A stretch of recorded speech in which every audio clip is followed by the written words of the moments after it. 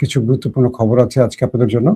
প্রথম যে খবরটি দিতে চাইবো, পাকিস্তানে বড় কিছু ঘটতে যাচ্ছে। ইমরান খানের দল পিটিআই এবার বড় রকম আন্দোলনে নামছে। দ্বিতীয় গুরুত্বপূর্ণ খবর, মার্কিন যুক্তরাষ্ট্রের সকল নির্দেশনা উপেক্ষা করে ইরান বলছে হরমুজ তার হাতের ইশারা চলছে, চলবে। এবং ইরান আমেরিকাকে এক প্রকার অচল করে রেখেছে। পাশাপাশি আরো বেশ কিছু আন্তর্জাতিক খবর থাকবে। আশা করি আপনাদের শুনতে আর কোনো প্রবলেম হচ্ছে না। আমি আপনাদের কমেন্ট আশা করছি, আমি তারপরে শুরু করবো। ওকে, হ্যাঁ দর্শক আমাকে কমেন্ট করছেন অনেকেই, আমি আপনাদের কমেন্টগুলো দেখছিলাম, ভালো লাগছিল। সবার উত্তর আসলে দিতে পারলে সবচেয়ে ভালো হইতো, কিন্তু প্রথমেই সমস্যাটা হয়ে গেল সাউন্ডের যে প্রবলেমটা, সেখানে আমি আপনাদের অনেকের কথা 24 পরগনা থেকে আমাদের এক ভাই মাসুদ, তিনি কমেন্ট করেছিলেন, আমি নাকি তার নামটা কখনো বলিনি। 24 পরগনার মাসুদ ভাই, আপনার জন্য শুভকামনা।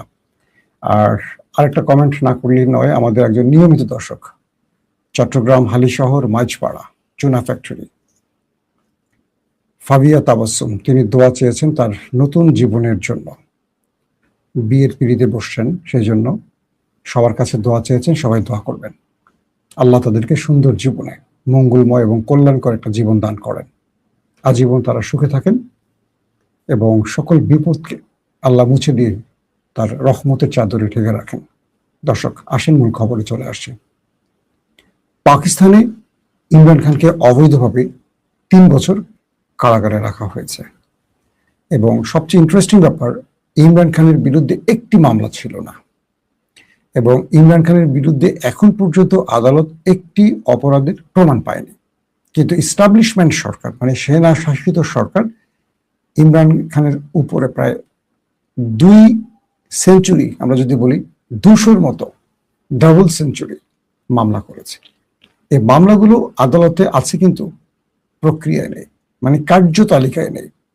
যখনই পিটিআই কোনো আন্দোলনে আসে, একটি কার্যতালিকায় আনা হয়, এনে নিম্ন আদালত একটা ভুগিযোগী রায় দেয়, কিন্তু হাইকোর্ট বা উচ্চ আদালত গড়িমসি করে এই মামলাগুলোকে টানে না। কারণ কি, উচ্চ আদালতে এই মামলাগুলো আসলে ইমরান খানের দোষ প্রমাণ হবে না। একটা দেশের সাবেক প্রধানমন্ত্রী এবং বর্তমান পাকিস্তানের সবচেয়ে জনপ্রিয় লিডার, বলতে গেলে পুরো পাকিস্তান ন্যাশনাল 80% ভোট যে পিটিআই পক্ষে, সেই দলের নেতার মামলা কার্যতালিকায় নেই। এবং সাম্প্রতিক সময় তিনি বেঁচে আছেন না মারা গেছেন, এটা নিয়ে অনেক রকম তথ্য গণমাধ্যমে আসছে। কেউ বলছে এটা মিথ্যা, কেউ বলছে এটা সত্য। তবে সত্য মিথ্যা যাই হোক, ইমরানের সাথে ইমরানের পরিবার, তার দল, কোনো আইনজীবী অনেক দিন ধরে দেখা করতে পারছে না। প্রশ্ন হলো, আদালতের নির্দেশ থাকার পরও কেন তার সাথে কেউ দেখা করতে পারছে না? এর উত্তর সেনা শাসিত সরকার দিচ্ছেও না। তাই খাইবার পাখতুনখোয়ার যিনি চিফ মিনিস্টার সোহাইল আফ্রিদি, তিনি পুরো পাকিস্তানের জাতিকে বলছেন আজ জুম্মাবার রাত সবাই যেন নেমে আসে। কারণ আজ সোহেল আফ্রিদির সাথে ইমরান খানের জেলে দেখা হওয়ার কথা আছে এবং ধারণা করা যাচ্ছে পূর্বের মতো আজও তাকে না দেখে, মানে তাকে আর দেখতে দেয়া হবে না, বরং ফেরত পাঠানো হবে। আদালত যে নির্দেশনা দিয়েছে ইমরান খানের সাথে কজন, কবে, কিভাবে দেখা করবে, সে নির্দেশনাও জেল কোর্ট বা জেলার মানছে না, কারণ জেলার চলছে পাকিস্তানের ইস্টাবলিশমেন্টের নির্দেশে। তো আফ্রিদি আজকে বলেছেন যে, মানে সোহেল আফ্রিদি বলেছেন যে আজকে পুরো পাকিস্তানের জাতি ইয়াউমে আজাদি, যেটা তাদের, সেই ইয়াউমে আজাদির জন্য সবাই নেমে আসবেন। 2টো ফ্ল্যাগ বহন করবেন, একটা পিটিআইয়ের ফ্ল্যাগ, একটা পাকিস্তানের ফ্ল্যাগ। যেহেতু আজকে অজস্র না, আজকে লক্ষ লক্ষ মানুষ রাস্তায় নামবে ইয়াউমে আজাদির জন্য, তো সেই হিসেবে বুঝতে পারছেন তো, পাকিস্তানের জন্মের তারিখ 14 আগস্ট, সেটাকে ইয়াউমে আজাদি বলা হয়। আর ভারতের 15 আগস্ট। আর আমার জন্মদিন 2রা আগস্ট, যদিও আপনাদেরকে বলিনি কখনো, তো বললাম আর কি, চামে।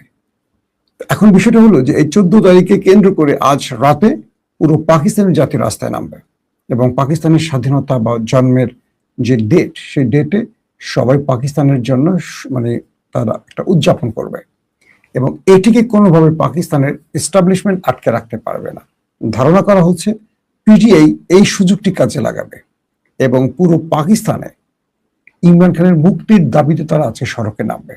আজকে রাতটা হবে পাকিস্তানের জন্য খুব টার্নিং পয়েন্ট, কারণ কত লক্ষ পিটিয়ে নামবে এই সুযোগটি ব্যবহার করতে এবং কি ঘটতে পারে সবার নজর থাকবে সেই দিকে।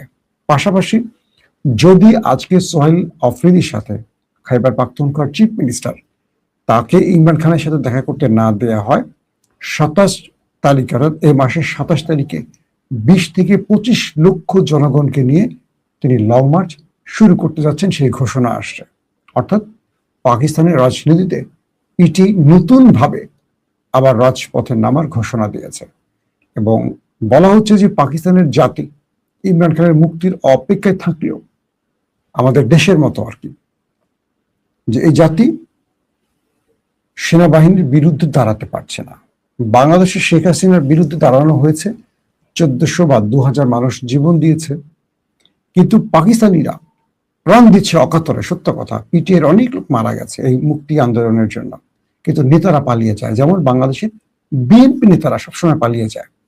এনসিপি বা বৈষম্য বিরোধীরা তাদের যদি ক্ষমতায় না বসাতো, আগামী 300 বছরও বিএনপি ক্ষমতায় আসতে পারতো না। এটা বিএনপি নেতাদের বক্তব্য এবং আওয়ামী লীগেরও বক্তব্য, এবং বিএনপি তাই ভেবেছিল। তো বৈষম্য বিরোধী আন্দোলন থেকেই আজ বিএনপি ক্ষমতায় বসে তারা সব আবার ভুলে গেছে। এটা খুব ইন্টারেস্টিং একটা ক্যারেক্টার। তো বলা হচ্ছে যে হাসিনার আন্দোলন, জামাত এবং বিএনপি হাসিনাকে কিচ্ছু করতে পারেনি। এই দুটো দল বহুত আন্দোলন করছে, বহু জীবন দিয়েছে, কিচ্ছু হয় নাই। কিন্তু বৈষম্য বিরোধী আন্দোলনে তারা হাসিনাকে বিদায় করেছে ক্ষমতা থেকে এবং দেশ ছেড়েছে। কিন্তু মজার বিষয় হলো বিএনপির হাজারো নেতাকর্মী রাস্তায় নামতো, কিন্তু নেতারা বাসে দিলেই সব পালাতো। আবার সেই নেতারা এখন অনেকটা দেশপ্রেম শিখেন এবং তারা বড় বড় পদে বসে গেছেন। আবার সবচেয়ে বড় কথা, সেই নেতাদের চেয়ে বেশি বসে গেছে হাইব্রিড এবং আওয়ামী লীগ থেকে টাকা দিয়ে ঢুকে যাওয়া অনেক বড় বড় আওয়ামী লীগের এখন বিএনপি সেজে গেছে, আর প্রকৃত বিএনপির এখন গুপ্ত হয়ে গেছে, মানে তাদেরকে এখন গুপ্ত বলা হয়।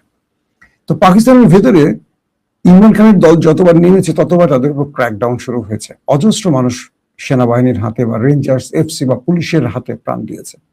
কিন্তু দল মানে পাকিস্তানের মধ্যে যেটা হয়, সেনাবাহিনী সে 47 থেকেই ক্ষমতা কেন্দ্রে বসে আছে। আমরা যতই বলি ইমরান খান ক্ষমতায়, নওয়াজ শরীফ ক্ষমতায়, বা পিপলস পার্টি ক্ষমতায়, বা বেনজির ক্ষমতায়, আসলে ক্ষমতা থাকে সেনাবাহিনী। কারণ ইমরান যে লড়াইটা শুরু করেছেন, মুক্তির যে লড়াইটা, এটা সেনাবাহিনীর বিরুদ্ধেও এবং পাকিস্তানের কুরাজনীতির বিরুদ্ধে, দুর্নীতির বিরুদ্ধে।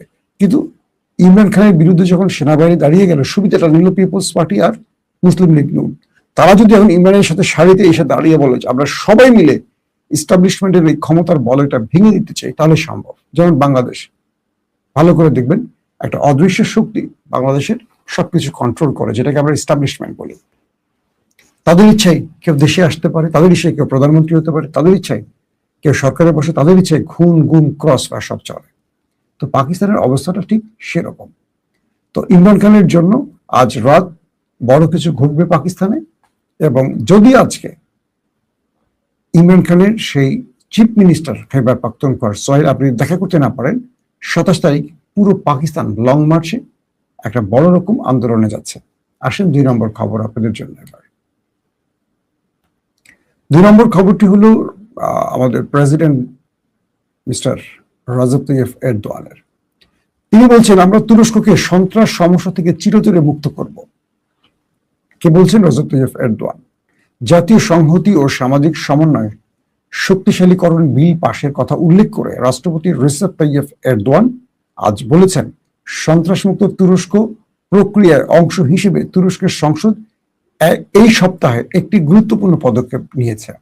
রাষ্ট্রপতি ভবনে অতিথিদের পিকেকে সন্ত্রাসী হামলায় নিহত তুর্কি সৈন্যদের পরিবারবর্গ এবং প্রবীণ যোদ্ধাদের সঙ্গে বৈঠকের পর এরদোয়ান এমন মন্তব্য করেছেন। পাশাপাশি তিনি বলছেন যে এই সপ্তাহে আমাদের সংসদ সন্ত্রাসমুক্ত তুরস্ক প্রক্রিয়া একটি গুরুত্বপূর্ণ পদক্ষেপ নিয়েছে, যা আমরা আমাদের দেশকে সন্ত্রাসবাদের অভিশাপ থেকে মুক্ত করার লক্ষ্যে অনুসরণ করছে। এটি হলো যে পিকেকে এর সাথে একটা আন্ডারস্ট্যান্ডিং হয়েছে এবং পিকেকে তাদেরকে বিভিন্ন রকম অফার দিয়ে সন্ত্রাসের পথ থেকে সরিয়ে নেওয়ার তুরস্ক একটা দুর্দান্ত সিদ্ধান্ত নিয়েছে। সেই সিদ্ধান্তের আলোকে তুরস্ক কিছু ভালো সিদ্ধান্তের পথে হাঁটছে যাতে করে দেশের ভেতরে বড় কোনো আর সন্ত্রাসী কর্মকাণ্ড না হয়।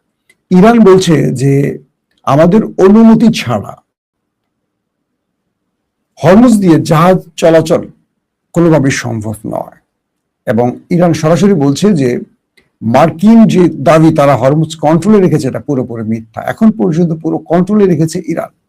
আসেন বিস্তারিত কি বলছে আরেকটু শুনে আসে।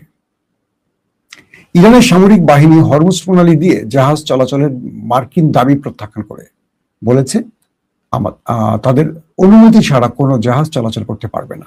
এর আগের দিনে শুরুতে ইসলামিক রেভলিউশনারি গার্ড কোরের সহযোগী সংগঠন বাসিস আধা সামরিক বাহিনীর কমান্ডার হোসেন তায়েব বলেন এই জলপথটি ইরানের নিয়ন্ত্রণে রয়েছে।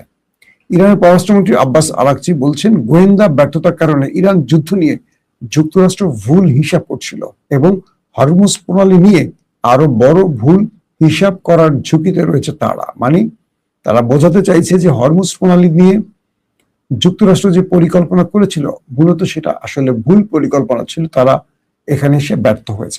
দর্শক আসেন এবার মূল শিরোনামে যাই। মার্কিন যুক্তরাষ্ট্রের প্রচুর সেনারা আত্মহত্যার ঝুঁকির মধ্যে আছে। মার্কিন কিছু গণমাধ্যম কিছু ছবি প্রদর্শন করেছে, সেখানে দেখা গেছে যে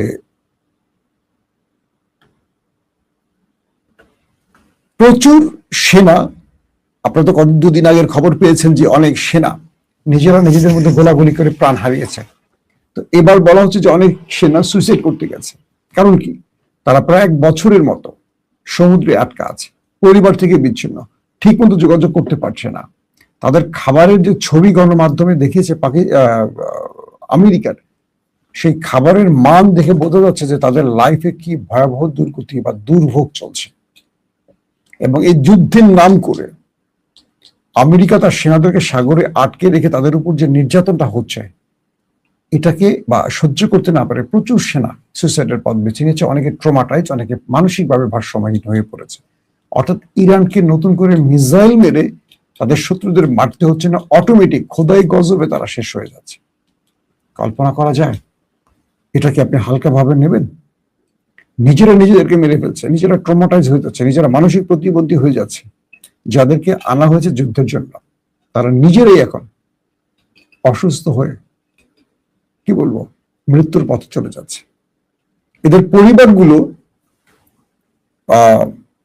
সেনাবাহিনীর যিনি মানে নৌবাহিনীর যিনি প্রধান তার কাছে দাবি করেছেন যেন তাদেরকে বন্দরের কাছাকাছি কোনো একটি জায়গায় চিকিৎসার ব্যবস্থা করা হয়। No tension. আসেন এখন বিষয়টা কি দাঁড়াচ্ছে। মার্কিন যুক্তরাষ্ট্র ইরানে একটা স্থল অভিযানের যে পরিকল্পনা করেছে, ইরান এই ব্যাপারটি অগ্রিম জেনে গিয়ে তারা কিছু বার্তা দিয়েছে। আজকে ইরানের গুরুত্বপূর্ণ কয়েকটি অফিসিয়াল বক্তব্য এসেছে এরকম যে আমেরিকাকে মোকাবেলার জন্য স্থল অভিযানের জন্য ইরানও বিকল্প পথ বেছে নিয়েছে, এবং সেখানেই সৈয়দ মানে আমাদের মুস্তফা খামেনি তিনি 6 জন উচ্চ পদস্থ সামরিক কর্মকর্তাকে বিভিন্ন পদে পদায়ন করেছেন, এবং এরা অধিকাংশ আয়াতুল্লাহ আলী খামেনির খুব বিশ্বস্ত ছিলেন। বলা হচ্ছে যে ইরান আমেরিকার বিরুদ্ধে একটা বড় যুদ্ধের জন্য এই পুরো পরিকল্পনাটি সাজিয়েছে, এবং Iran plan A, plan B, plan C এবং ডি এই 4টি ক্যাটাগরিতে তার প্ল্যান সাজিয়েছে। আমি প্ল্যান এও বলেছি, গতকালকে প্ল্যান বি বলেছি। সেটা হলো ইরানের ভেতরে যদি আমেরিকা স্থল অভিযান চালায়, সেক্ষেত্রে ইরানের মূল টার্গেটটা হলো তারা আমেরিকাকে ঢুকতে দেবে, এবং আমেরিকা যখন ঢুকবে এই দেশটির ভেতরে তখন যত সম্ভব সেনাদের জীবিত আটকাবে এবং একটা বড় গ্রুপকে হত্যা করবে। যাদেরকে সহজে জীবিত আটকাতে পারবে এদেরকে দিয়ে ইরান বড় দাবি বাস্তবায়ন করবে। এই দাবিগুলোর মধ্যে ইরানের যে দাবিগুলো রয়েছে পূর্বের 15টি দাবি, সবগুলো দাবি থাকবে। পাশাপাশি বিশাল অঙ্কের বিলিয়ন ট্রিলিয়ন ডলারের দাবি আসবে। অর্থাৎ এ যাবৎকালে ইরানের যত টাকা আটকানো হয়েছে, যত টাকা ক্ষতি হয়েছে, যত ক্ষতি হয়েছে এই যুদ্ধে, ইরানের ভেতরে মার্কিন ইসরায়েলি হামলা যত ক্ষতি হয়েছে সব ক্ষতিপূরণ তার বিশাল সংখ্যক সামরিক সদস্যদের আটকে দিয়ে আদায় করবে। যেটা হামাস করে থাকে, যেটা হিজবুল্লাহ করে থাকে। দখলদার সেনা পেলেই আটকে দেয়, তার আগে মারে না, আটকে দেয়। তার বিনিময় দেখা যায় 5 জন ইসরায়েলি সেনা তার বিনিময় 1000 গাজার তরুণদের বা গাজার যোদ্ধাদের ইসরায়েলের কারাগার থেকে মুক্ত করে, ঠিক হিজবুল্লাহও তো সেই কাজটি করে। ইরান এই পলিসিটি নিয়েছে।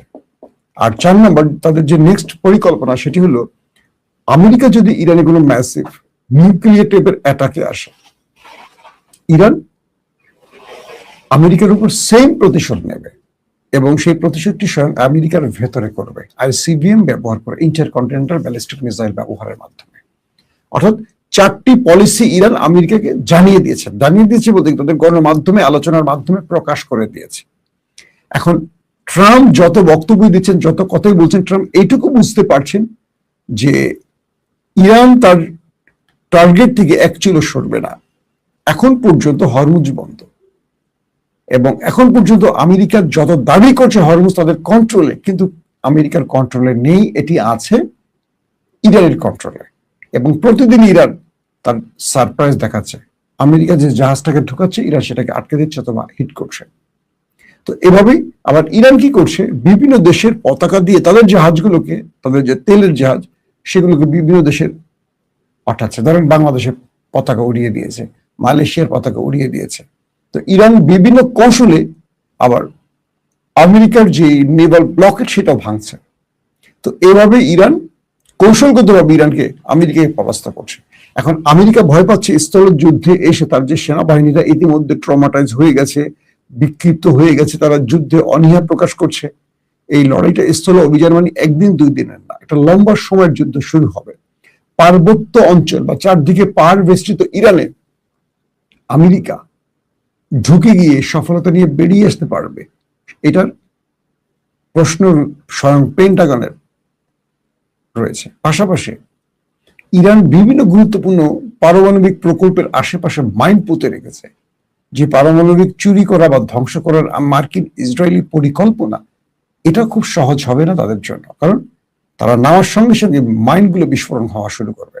তো এরকম কয়েকটা স্তরে ইরানের যে পরিকল্পনা, ইরান এই পরিকল্পনার মাধ্যমে আমেরিকাকে এই বার্তা দিয়েছে যে তুমি শেষ পর্যন্ত আমার শর্ত মেনে আমার কাছে আসবা, আর যদি তুমি যুদ্ধের পথ বেছে নাও ইরান তোমার জন্য প্রস্তুত আছে। কারণ ইরান তোমাকে তার চেয়ে বড় সারপ্রাইজ দেওয়ার জন্য প্রস্তুত। কারণ তুমি হরমুজ ইস্যুতে বা এই যুদ্ধে তুমি যা যা করেছো, তুমি দেখেছো যে ইরান তার সিদ্ধান্ত থেকে এক পা পিছিয়ে সরে যায়নি। এটি আজকে ইরানের স্টেটমেন্ট। এবং আব্বাস আরাকচি এটিও বলেছেন যে তাদের কাছে ভুল গোয়েন্দা তথ্য আছে, যে তথ্যের আলোকে তারা ইরানে অ্যাটাক করেছে সেই অ্যাটাকগুলো ইতিমধ্যে তারা ব্যর্থ হয়েছে এবং আমেরিকা নিজেই হাতে পায়ে ধরে যুদ্ধবিরতি নিয়েছে। সো আমেরিকাকে আগামী দিনে বড় মাসুল যদি দিতে না হয়, তাহলে তার এখন যুদ্ধ বন্ধ করে নেভাল ব্লকে তুলে দিয়ে শর্তগুলো মেনে এই অঞ্চল ছেড়ে যাওয়া উচিত। এটা হলো আব্বাস আরাকচি। যুক্তরাষ্ট্রের রণতরী ইউএসএস আব্রাহাম লিঙ্কন।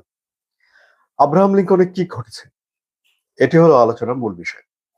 কিছু খবর ছড়িয়ে পড়েছে যে আব্রাহাম লিঙ্কনে সেনাদের ভেতরে একটা মারামারি হয়েছে, 7 জন আহত বা নিহত, এই ধরনের খবর প্রকাশ হচ্ছে।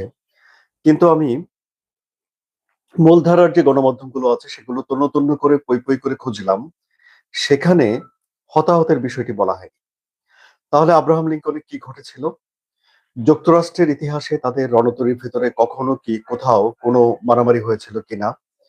আব্রাহাম লিঙ্কন সরিয়ে নেবে কিনা মধ্যপ্রাচ্য থেকে যুক্তরাষ্ট্র? যদি সরিয়ে নেয় তাহলে তার বিপরীতে কি আসছে, নাকি কোনো রণতরী মধ্যপ্রাচ্যে থাকবে না? এই সব বিষয়গুলো আমি আপনাদের সঙ্গে শেয়ার করছি। আশা করি এই কন্টেন্ট আপনাদের খুবই ভালো লাগবে এবং ভালো লাগলে লাইক, কমেন্ট, শেয়ার করবেন। আমি আনোয়ার সাদি আপনাদের সঙ্গে রয়েছি। আব্রাহাম লিঙ্কনে যে ঘটনার কথা স্বীকার করছে যুক্তরাষ্ট্র বা যুক্তরাষ্ট্রের ভেতরে প্রকাশ্যে আলোচনা হচ্ছে, সেটি হলো যে সেখানে কয়েকজন সেনা এই ইউএসএস আব্রাহাম লিঙ্কন রণতরী থেকে লাফিয়ে সমুদ্রে পড়ে যাওয়ার উদ্যোগ নিয়েছিলেন। 2 জন বা 3 জন, 3 জন বা তার চেয়ে বেশি, এবং তাদেরকে তখন আটকে রাখা হয়েছে, মানে তারা লাফ দিয়ে আত্মহত্যা করে ফেলতে পারেনি। এই যে তথ্যগুলো, এই তথ্যগুলো প্রকাশ করেছে সেনাদের পরিবারের সদস্যরা। কেন এটি করা হয়েছে, এই কাজগুলো কেন সেনারা করছে? কারণ হলো যে 250 দিনের ভেতরে এতে যারা সেনারা রয়েছে তারা কেউ মাটি দেখা পায়নি, তারা মাটিতে স্পর্শ করতে পারেনি, মানে সাগরেই ভেসে আছে।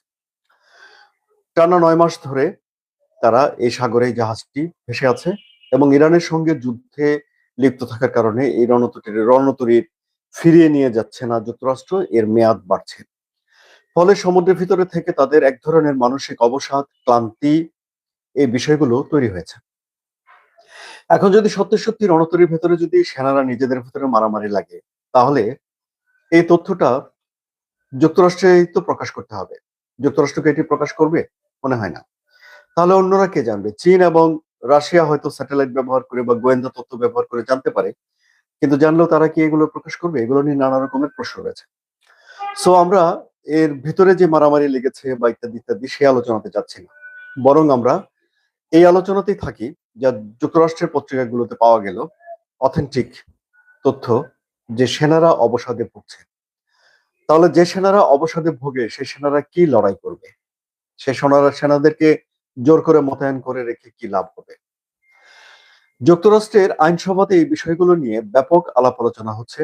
এমনকি ডেমোক্র্যাট সিনেটররা চিঠিপত্র লিখছেন, তারা প্রকাশ্যে নানান তথ্য আনছেন। সেসব তথ্যের ভিতরে রয়েছে যে লন্ড্রির সুবিধা এই রণতরীর ভিতরে নষ্ট হয়ে গেছে, শাওয়ারে শ্যাওলা পড়ে গেছে, পর্যাপ্ত পরিমাণে খাবার নেই, কেউ কেউ বলছেন টুথপেস্ট নেই, মানে একটা বেহাল দশা ওখানে তৈরি হয়েছে।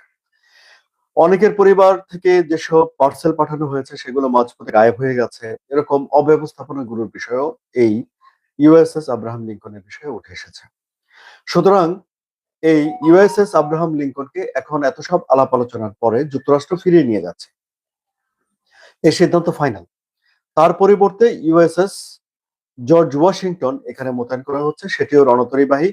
রণতরীবাহী মানে হলো এই এই যে ফ্লিট গুলো, এগুলো একটা মিনি ক্যান্টনমেন্টের মতো আর কি। এতে ৪,৫০০ ৫,০০০ সেনা থাকে, অনেকগুলো যুদ্ধ বিমান থাকে, গোলা থাকে, রাডার সিস্টেম থাকে, আবার এগুলোর সামনে ছোট ছোট কিছু জাহাজ থাকে যেগুলো মিসাইল উৎক্ষেপণ করতে পারে, ডেস্ট্রয়ার থাকে।